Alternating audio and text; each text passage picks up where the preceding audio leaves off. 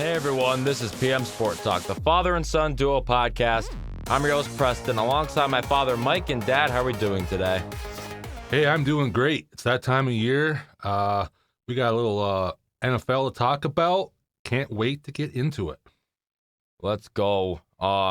This is actually a good part of the summer. We've been in a little bit of a dry little news era or season, and now we have a bunch to talk about, including some exciting times in baseball where we just passed the trade deadline on Thursday, July 31st, and a lot of teams made some nice moves to, well, some win now, some rebuild moves.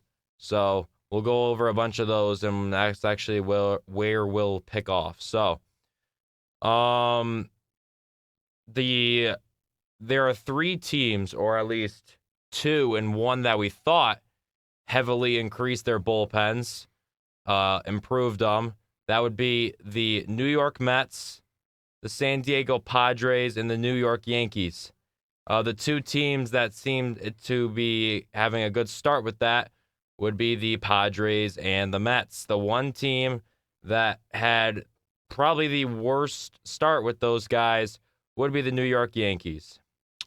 Yeah. The Yankees traded a bunch of prospects to pick up David Bednar, Camilo Doval, and Jake Bird. Yes. Yankees bullpen has been a problem all season. Had some guys hurt, and guys that have been performing in the past haven't been up to their usual up to par, like I would say. Jonathan Loáisiga being one who was usually lights out, has not been lights out this year. He's actually recently just got put back in the IL. Yep, today he got sent to the IL, like you said, back tightness. That's what they said. They actually had to make a move to put Luis Heel, who's back today, starting pitcher. So they still going to have a bunch of moves to make because they got too many guys now. So I don't know what they're going to do. But like you said, Friday night, those three guys, those are big guys. Those are David Bednar from Pittsburgh was their closer. Hadn't allowed an earned run since, I think it was May. Mm-hmm. Camilo Doval, who's been one of the bright spots for the Giants. Jake Bird was the one suspect guy that, apparently the Yankees liked, but you look at his ERA, it was 4 something and all this, but I guess he pitched for Colorado, Coors Field, which is, big-time hitter's park, and pitchers don't usually have great records there. So I guess they weren't really looking at the ERA and all that, just looking at his stuff, well, this guy can get guys out, I guess, was what they were thinking. Kind of a long inning, 2-inning guy. And so they picked him up. Well, they debut on Friday night. Yankees up 9-4 on the Marlins down there in Miami. First guy in, Jake Bird gives up a grand slam. A grand slam to Kyle Stowers. Can't make that up. And then right after that, Boone had enough, took him out, brings in Bednar. Immediately, the Marlins tie the game with a solo shot. Yeah. And he later on gave up another run to give him the lead. And that was a shame because a guy who has been horrible for the Yankees, Anthony Volpe, was actually having a very nice game and seemed to be the start of perhaps a turnaround. He had 4 hits, launched a homer to tie the game in the very next inning. And Bednar and Bird were horrible. Don't get me wrong. Doval got hit around a little bit, but the blown save, you can thank a lot to the person they put in right field, a guy they acquired from the Tampa Bay Rays, Caballero. He absolutely made one of the worst blunders at one of the worst times.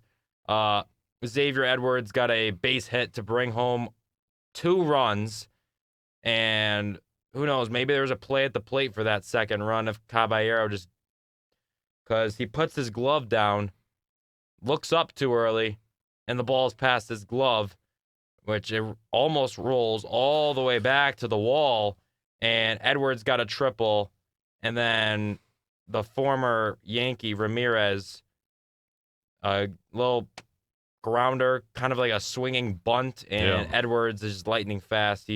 No chance. He wins the game for him. I can't remember ever seeing a play like that in the outfield where that wasn't like it was some fast rolling ball. It wasn't going that fast. He just took his eye off it, like you said, and then it's gone to the wall. And they were going to tie the game, but that set up the winning run. That game could have went to extra innings, but hit that error right there. Yeah, allowing Edwards to get 90 feet away from a single base hit, maybe a double. That just can't happen. And it really set up a freaking blunder for the rest of the series. They're currently playing the third game in Miami right now, which the Marlins are up by 3 runs. Can't get on heel much because his first game back from an injury. No, that first game just set the tone for the whole series, and now the second game was yet another base running mistake by Jazz Chisholm Jr. It was a pop-up in the infield. Edwards kind of was like looking up, acting like he didn't see what was going on. Chisholm, it's an infield fly, pretty much. Chisholm is halfway between second and first. And while the ball is about to go in his glove, he's just standing there like, and kind of checking out the weather, I guess, seeing how the skies are running. Makes the catch. Immediately after, Edwards makes the right play, throws to first, and Chisholm gets picked off. Can't happen, but no surprise. And he gets back to the dugout. Boone kind of walks him to the dugout just for Chisholm in the post-game interview to take no accountability for that mistake. I didn't see the interview. They interviewed He said Chisholm? he wouldn't have done anything else differently. Really? Mm-hmm. Wow. So I don't know what they were doing on that walk. Were they going to get a nice warm glass of milk? Were they actually talking about what happened? Or because clearly Chisholm doesn't think he messed up. That makes you wonder what was said. Did Boone take him down the tunnel to kind of remind him what he's supposed to be doing, and then Chisholm explained what he was doing, and Boone said, "Oh, okay." Is that how that went? It seemed like Boone is just afraid to do something. He was yelling at the first base coach. Yeah, he was freaking livid. But when Chisholm talked to him, I mean, he who knows what was actually said in there, but I mean, obviously it didn't register with Chisholm. So yeah, I'm not surprised. If accountability isn't taken, then this team's not going to win anything. Actually, the Yankees are probably going to lose the game to the Marlins. That's today. Red Sox are going to take second place. Yeah, they already are in second place. They won against the Astros, swept them. They're going to be like a game and a half ahead of the Yankees for the first wild card, and that leaves the New York Yankees, with their payroll, fighting for the last playoff spot in the American League with 2 other teams, Texas and Seattle. Boston's only a game up on them, so it's not like, but they're gonna have to fight for a playoff spot, which this team should not be fighting. They should be comfortably in the playoff spot. All they had to do, was win that first game, and it is. Well, I don't understand why you're putting Duvall in a save situation when you see Bednar and Bird. I'd much rather have Devin Williams in there. I know he's had trouble closing saves, but you see those guys, Duvall's going to be like, all right, is there going to be a lot of pressure? I can't have a bad debut like these other guys. Yeah, once the tone of that game, that's where Aaron Boone is one of the worst managers in baseball, in my opinion, with this. He has no feel for a game. None. First of all, I don't know why you're putting all 3 new guys in at the same time. Mix it up with the guys that have been there a little bit. Why would you put that whole game rested on the 3 guys? Okay, they're up 9-4, so you're thinking, oh, this is an easy way to get them in. Okay, fine. But once Bird gives up, it's 9-8. Once Bird gives up that grand slam, all right, go to the guys that you know. Go to even when he put in Bednar, he doesn't come in the 7th inning. No, he's not used to that. Don't put him in there. I mean, once that grand slam happened, you got to change. You got to be like, okay, well, we need to put the guys in that have been here, that I know can handle the pressure of being a Yankee. These guys, it's their debut. Whether they're good pitchers, but it's their debut, and it's in a spot where they don't want to blow this game. And Boone had no feel for that whatsoever. His thing was like, oh, well, we've been using those other guys are.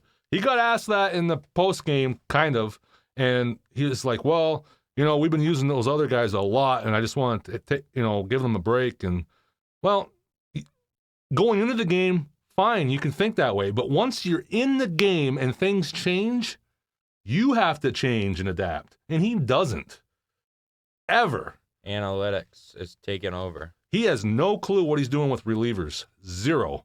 And I don't really blame those guys, like you say, because they're coming to the New York Yankees from teams from the Pirates, from the Rockies, from the Giants. Those teams have not been in any pressure situations all year. Those teams are not going to the playoffs. These guys are coming to a pressure situation, and it's their debut. And this is what you do, Boone. I mean, once that grand slam happened, you got to go back to the guys that you know can handle the pressure. And who knows, Florida may have still won the game, but you cannot put those guys in that situation. That just can't happen. Especially once the Yankees came back, their offense came back every time and took the lead. Yeah, there's no problem with the run support. The offense responded. You didn't respond by putting the right guy in. Like you said, it should have been Williams or it should have been Weaver. Should not have been those guys. Weaver's been struggling, so I probably would have went Williams. But either way, I'm putting a guy that's been here in the game. Yeah. And even if you put Williams in the setup spot, it's better than Bednar. He's coming in the 9th inning, closing games. Yeah, that was the wrong. I understand, 9-4. Yep, okay, we got a 5-run lead. Let's get these guys get their feet wet. But once that grand slam happens, you got to change. Those other two guys should not be coming in the game, especially Duvall, in my opinion, because that's a lot of pressure on the guy. It should have been Williams. He didn't play the game before, so he was fine. He could have closed that game, no problem. And that's just Boone. But I don't know if this it's maybe an overreaction, but just based on how he manages and based on the lack of change, he doesn't address anything, the same mistakes happen. I don't see this team winning a World Series with Aaron Boone as manager. It seems impossible at this point because this guy doesn't know how to hold his players accountable. He doesn't know how to hold a locker room, and time again, the same mistakes are happening. No improvements, no changes. These guys are running the bases like a Little League team the whole year. Yeah, nothing changes. These guys are running the bases like they have never run bases before. And this started at the beginning of the season almost. And it is August, Boone. And this team doesn't know how to run bases. It's August. The playoffs are in 2 months, and you might not even be playing in those playoffs because you can't figure it out. The simple things they cannot do. It's ridiculous. And it's infuriating that it's carried over to the bullpen. That's pretty much all you addressed in the trade deadline, and the same thing is happening. Yeah, he does not have a It's the hottest team, one of the hottest teams in baseball right now, the Marlins. You see them starting to come back. Oh, no big deal. Send Bednar out in the 7th inning. This guy is a closer, and that's another thing. This team has way too much guys on the team that are used to save situations. 4 egos almost. Bednar is a closer. Duvall is a closer. Williams was a closer when he headed over from Milwaukee, but it seems like he's adjusted to the setup spot. So but I was told they said that he was going to be remain the closer with these guys. I wouldn't even mind that. But why wasn't he closing the other night then? And then you got Luke Weaver, who is probably going to be a setup guy. He can do either. He's fine. He's good. But yeah, Bird is like the only guy they traded for that comes in kind of like after the starter finishes his outing. And the guy has a 4 ERA. His first game, he fit right in. He gave up 4 runs exactly on a grand slam. Yeah, and I've never seen a team up 5 runs and have such a collapse quite like this. It's just amazing with how it happened. That's exactly my point. Just how it happens. Boone sees what happens, chomping on his gum. Just doesn't know what to do. It seems like when he gets in those situations, he panics, or he just goes with what he thinks. He's pretty set on what he, like you said, he's pretty set on his plan when he's going in the game. Like, oh yeah, we're gonna give these guys a break. But yeah, like you said, his lack of adapting and he has no feel for the game. It's quite ridiculous. I guarantee you, him and Cashman talked before this game, had a plan for those guys to pitch. And they just went with that plan because that's what the Yankees do now with these analytics. And they did not adapt to the game. And that's why you see these other teams with managers like Joey Cora for the Red Sox. Alex Cora for the Red Sox. AJ Hinch for the Tigers. His name escapes me, but for Texas, they just won the World Series 2 years ago. He's old school. These guys do analytical. They have the analytics too, but they also have a feel for the game. I know they're not afraid to adapt. I know he's retired now, but I'd say you can include Dusty Baker in that conversation. I mean, yeah. He brought the non-cheating Astros, as far as we know, to the World Series to win it against a Phillies team that can hit the ball. Yeah. I mean, so then you got the Yankees, which is analytics driven, and they have no feel. They can't adapt to the game. And that all you got to do is go back to the World Series last year, game 1, game they should have won, would have changed the whole World Series. They instead of putting Tim Hill, who was excellent against lefties all season long, they're bringing in a starter, Nestor Cortez, to close the game against one of the best big game hitters of all time. Freddie Freeman lives for those situations, and it's just those are just a couple examples. This has happened time and time again. So I don't, as much as I want to blame Boone, as I have blamed Boone here, I think I got to blame the whole Yankees management because this is how they do it. And coaching, management. I don't everything. know. I don't know if bringing in another manager it changes because they map out these games ahead of time, and they have no feel for these games, and you see, I don't understand how these teams can be so stupid. You see the analytics, I think it's backfired more than it's worked, and no adjustments have been made by any team who uses analytics. I mean, whenever they use analytics, the headline from that game is so-and-so gets taken out too early, bullpen collapses, they lose. That's the story of analytics, and teams just still thrive on them and love them for no reason. Yeah, it's just very infuriating to watch a team that has all sorts of talent. They did not address starting pitching at all, and they went with I understand why they went with these bullpen guys. I understand their thought on it, but I just don't know. I don't expect that again. These guys are too good at pitchers, but I don't know if it's going to work the way they want it to work because, like you said, these 3 guys are closers, and they have to adapt big time. So we'll see. It's really late in the season to adapt. We'll as well. see going forward. They got to get out of Florida and start anew. I think they go to Texas next. I'm not positive on that, but now they gotta fight. So, in my opinion, I want to go to those other teams I brought up with the bullpens. Yep. The Padres, they have the best bullpen in the MLB. They made the best. When they picked up Mason Miller, you already have guys who are thriving in that pen. Jeremiah Estrada, Robert Suarez, Adrian Morejon, and now you add Mason Miller to the mix.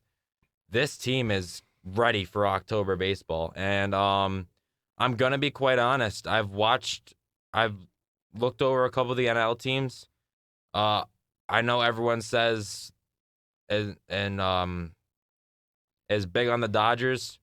I'm really thinking. I really think if the Padres are going to take down the Dodgers again, this would be their year, and this would be their year to make the World Series. Yeah, I would not be shocked. They're set up. It's them, and I really like how the Phillies also. I forgot to mention them. They picked up Duran from the Twins. That was a really good move. Yes, very good. So the NL East is going to be competitive between the Phillies and the Mets. I think those are two playoff teams. So, yeah, they're definitely playoff teams. Padres, like I said, they won the trade deadline. They're set up now. I would probably favor the Dodgers just because of all the talent they have, but a lot of the guys, their whole team has been hurt, and you don't know how that's all going to come together at playoff time. If those guys are all healthy, and I'm going to favor the Dodgers, but would I be shocked if San Diego beat them? No. I'm also gonna point out that Yamamoto, he has taken a step down compared to last year. There's too many games where he gets hit around a lot and gives up a lot of runs. But then again, this guy in the World Series, I think, if I'm not mistaken, he either shut out the Yankees or only allowed one run. Yeah. I think, and plus that one run, I think, was a Soto home run. So, they're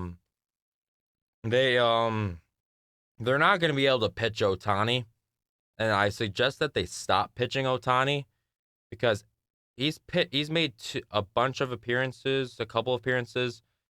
2 of those times he had to come out of the game early. And I think if you're the Dodgers, you have so much pitching that I don't understand why you bother sending Ohtani on the mound so early. You got Snell, Yamamoto, Glasnow. I forgot about him. He's good.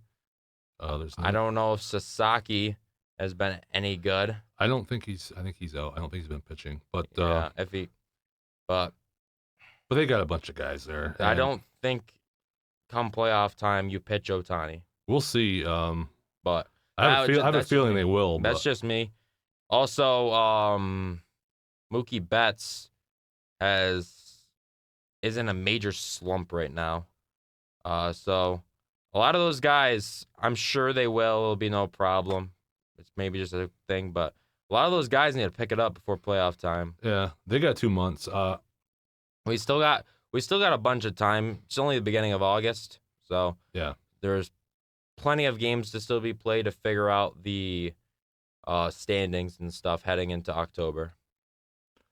Yeah, Padres, to me, it's Padres, Dodgers in the NL. Brewers have the best record, I think, right now, but I just don't believe in them. I think they're a regular season team. Come playoff time, I don't think they have the pitching or anything to compete with those teams. So they collapsed last year, and we got their closer that collapsed. Yeah. So maybe they'll shock us, but I just don't. I gotta see it to believe it from them. What are you feeling for the AL? It's up for grabs. I was Tigers, but they're not doing well at all since the break. I can't see a clear favorite. There isn't one. Blue Jays, and I'm not sold on them either. So do they do the two best division winners get a spot, Yeah. and then the worst division has to fight for one? Or does the third division get a spot too? No, they get a spot, but they have to play in They the got a wild card. card, right?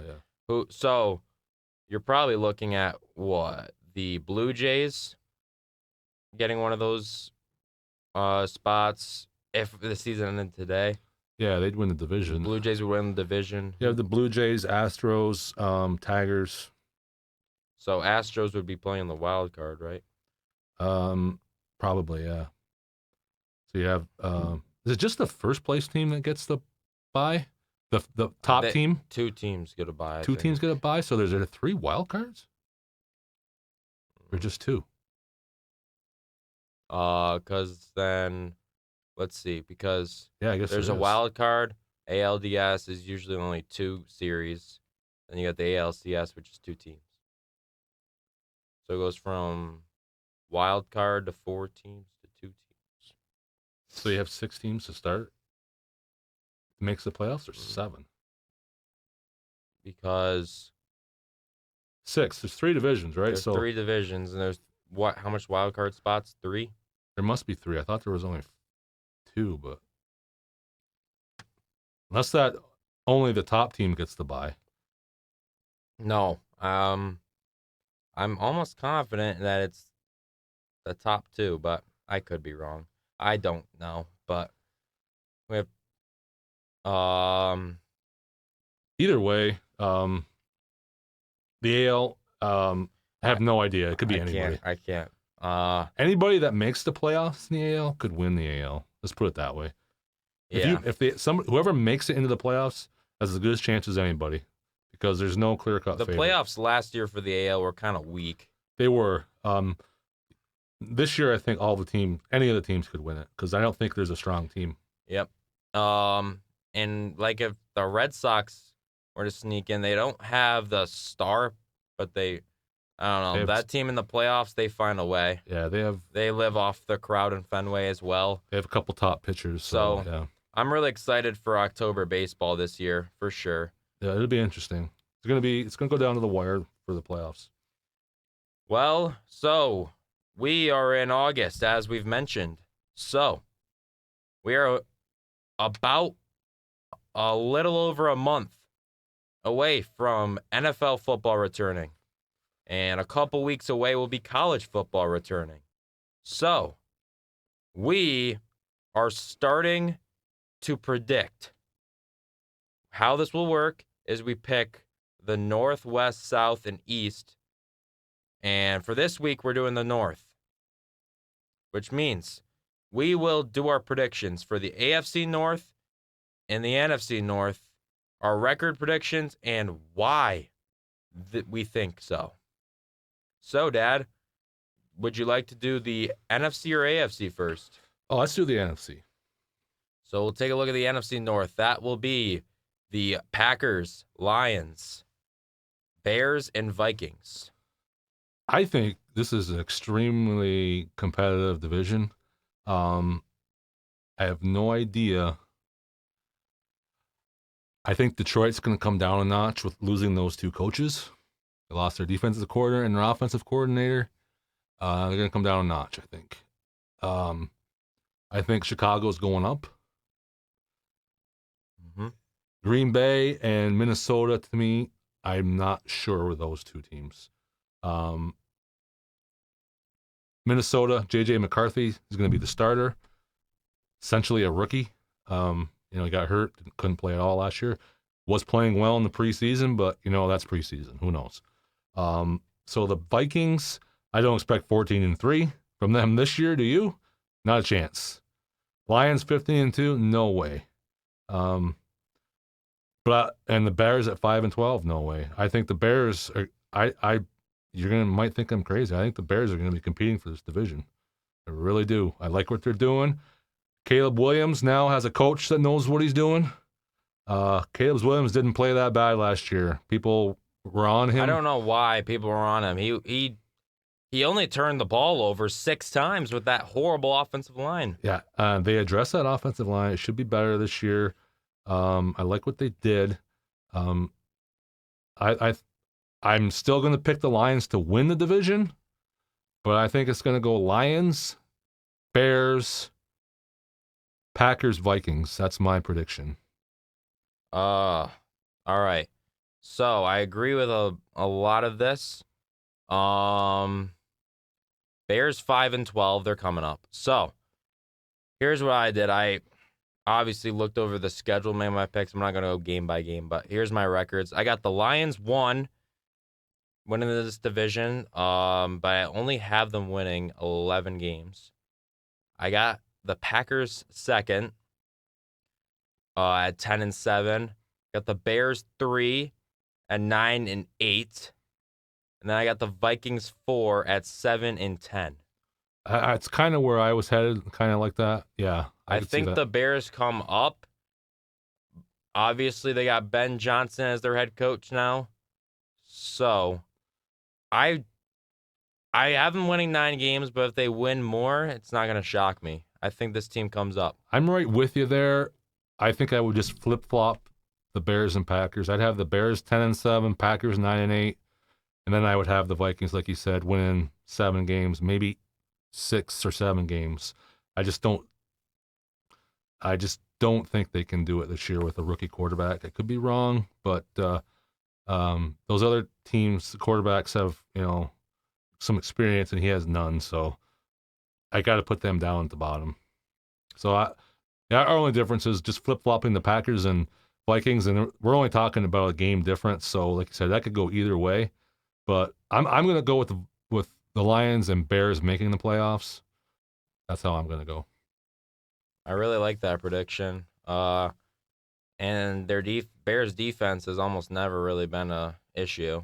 No, it's steady. It's not like lights out, but it's a good enough defense where it's the defense that got Mitch Trubisky to the playoffs. Yeah. Lions, that's another thing too. The only X factor that could be with the Lions maybe having another similar season would be that all those injuries they had on defense last year.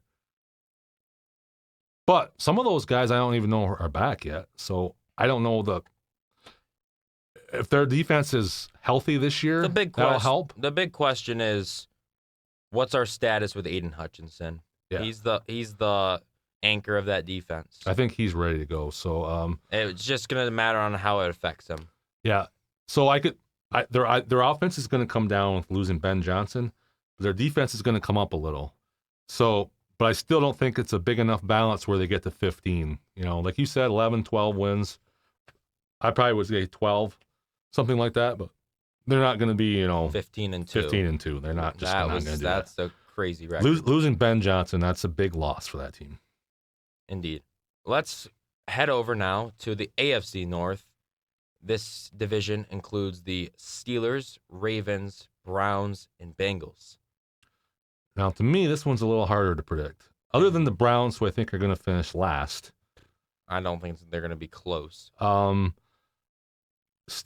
Bengals, and Ravens. Now, everybody's got the Ravens as the top team in the AFC this year, all the experts. Mm-hmm. So, I'm going to pick them first. They always seem to do well in the regular season. It's the playoffs that they have issues. So I got the Ravens first. I'm going to give them probably another 12-win season like last year. I'm pretty much going the same way as it is right now. I'm going Steelers. I think Aaron Rodgers is going to surprise us. That key is the offensive line. Defense, I'm not worried about. I think they made some improvements to that defense. I think that's going to be better than. I don't think it's going to be as bad as it was last year at the end of the year. They kind of ran out of gas because they had to do so much last year. I got the Steelers going, 10-7 again. The Bengals, to me, is the next. Trey Henderson has not signed. He's holding out. I'm assuming he's going to sign, but he's going to miss a lot of training camp. And we all know what happens to these star pass rushers that miss training camp. What usually happens? They get hurt quite often, and they're not the same player. The Bengals defense is bad to begin with.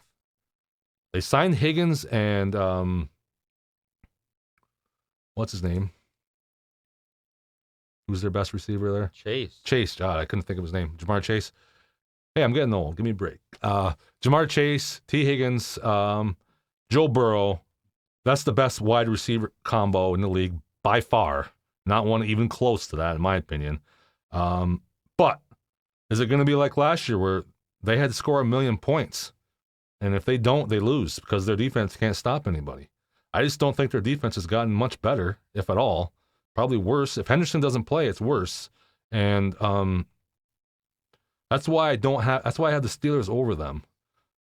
If their defense was a little bit better, I would pick them over the Steelers because their offense is definitely better than Pittsburgh's. But I just don't trust their defense. They got new coaches too on the defensive side. I don't know how that's going to go, if that's going to help them or hurt them. So I basically have this division almost the same as it is. Ravens maybe 13-4, Pittsburgh 10-7, Bengals 9-8, 8-9, somewhere in that range. And the Browns, I don't know if they'll be 3-14, but they're not going to be great. 5-6 wins at the most. So I pretty much have a carbon copy of what it was last year. Yeah, I have this exact order. Ravens at the top of the division. They're really good when it comes to the regular season. The Steelers I have in second place. Bengals I have in third. Browns I have in fourth. The Steelers, I mean, you pretty much nailed it. The defense is what it's going to come down to. The Bengals have the best offense. But guess what? It was the same thing last year. The defense couldn't stop a parked car. No. And come after me if I'm wrong, but I have not seen the Bengals really address this defense as much as they should. A point to be made is they finally figured it out with their Shamar Stewart. first-round pick, Shamar Stewart. However, he did miss a bunch of the OTAs and that whole shenanigans. So I think he's going to pick up right in training camp. We'll see how that goes. Like you said, Trey Hendrickson's not there. And I think this is important to point out that they just lost a player, Mike Hilton. He went to the Dolphins. So there goes a piece of their secondary, which was already not great to begin with.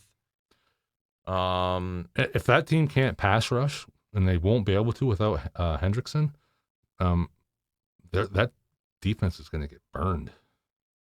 They have their best corner is looking like it's going to be Cam Taylor-Britt, who's usually good when he's guarding the second receiver, but I just don't see him as a cornerback one. So I have the Browns finishing last. Interesting there. Who's going to be their quarterback? The Browns. Yeah, who's going to be their starter day one? Don't see anyone else starting for this team than Joe Flacco, believe it or not. I think it's going to be Kenny Pickett, but that's just me. I think it's Flacco or Pickett. They definitely don't go with one of the rookies.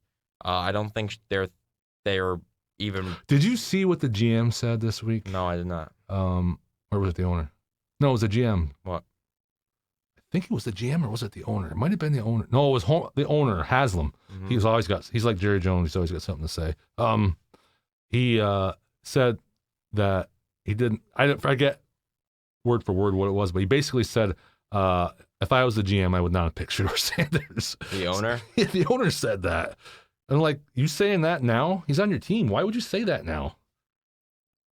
You didn't see that? That's a mess. What? Yeah. Wasn't he the one behind the draft pick? That's what we all thought. The GM and coach, I thought Stefanski wanted nothing to do with them. Yeah. Wow, that's certainly something. Maybe he's pulling a Jerry Jones tactic to get some light off him. I don't know, but that's something you probably shouldn't say, especially with a guy like that. Sanders is his attitude when he's already on your team. Just weird. And they just shut Sanders down too. He had some type of Shoulder. So it's probably shoulder. It's not an injury, but some strain or something.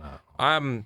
It's gonna sound crazy as much as, but I'm not gonna root for the Browns to do good, but I kind of want Kenny Pickett to prove people wrong. I just wish it was on a different team. Yeah. I felt like the Steelers handled him pretty poorly. Although he never really made anything happen for us. At the same time, you never really gave him a chance to. Yeah. He had one season. What was it? One full season as a starter. 2, but he got hurt second year. So No, the first year though, I think they started off with Trubisky. Yeah, so he never really had a full season. Then he went in. Everyone thought he was going to be really good. How he looked in preseason. Niners kind of exposed him, but yeah, I'm kind of hoping this guy can turn it around. Like I said, I wish it was for a better team, but yeah, I still have the Browns winning 4 games. They suck. So there's that. And yeah, so one more thing before we get into plays of the week. It's some NFL news. The 2 biggest holdouts I felt like we needed to address, that would be both actually in the NFC East. Micah Parsons on the Cowboys, Terry McLaurin on the Commanders. The Terry McLaurin holdout, I have no idea how that's going to go. But the Micah Parsons, I know exactly how that's going to go. He will be a Dallas Cowboy. He will be paid. I don't know how the contract's going to be, but they're not trading him. They're not trading him. Just get that out of your mind. He's not getting traded. He's going to be playing in Dallas. That's week the thing. 1. That's a thing, though. If Jones doesn't pay him, do you think he's actually going to play? Yes, because he's going to lose a lot of money if he doesn't. And he has to play 9 games, or he's in the exact same situation next year. It's like the season doesn't even count. So he's not any closer to free agency. So he has to play at least 9 games. So he's going to play. That is... All the cards are with Dallas, with Jerry Jones. He's not handling it right, but he has all the leverage. So that's how that's going to go. And then McLaurin is an odd one. It's weird. He didn't show up. Then he showed up and said his ankle was hurt, so he didn't lose any money. Maybe he was actually injured. I don't know. Then there was a video that surfaced. He showed up to training camp and was all smiles, hugging Jaden Daniels' mom, shaking hands with the owner. But yet this guy still requested a trade. To me, it looks more like McLaurin's trying to use leverage to get a deal. Yeah. I don't think he's getting traded as well. Yeah, probably not. It's going to be a lot like... And the only reason I don't see Micah Parsons getting traded is because of the guy who's running the team. Yeah, I think both those guys are right where they're at. If one guy was to get traded, I think it would be McLaurin, but Parsons is definitely not getting traded. But I'm with you. I'm 99% sure both of them are going to be right where they're at. Start of the season. Well, with that being said, let's head over now to our plays of the week.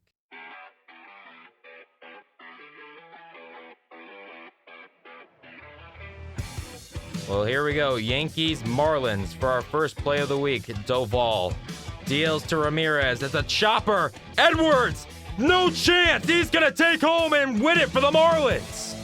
What a fitting way for this game to win for the Yankees. Go for the Yankees. Look at that guy right there. Very exciting game if you're an MLB fan, but if you're a Yankees fan, this is probably the most depressing loss you've seen in a while. Absolutely excruciating to lose this game. Coming from the Hall of Fame game, Lance rolls out. He finds his man, Disley, for the first, I guess technically the first touchdown of the NFL season. Nice play by Trey Lance. Kind of forgot that he was on the Chargers. He played excellent this game. Really rooting for this guy. And coming from Chargers Detroit again, Lance steps back over the middle. Lambert Smith, touchdown Chargers. Another great throw by Lance, trying to win that backup spot. He might have already done it. Well, coming from A's and Astros, this rookie for the Athletics really put on a show. that would be Mr. Kurtz with a home run to right field, and that was 4 homers in one game for Nick Kurtz. Unbelievable.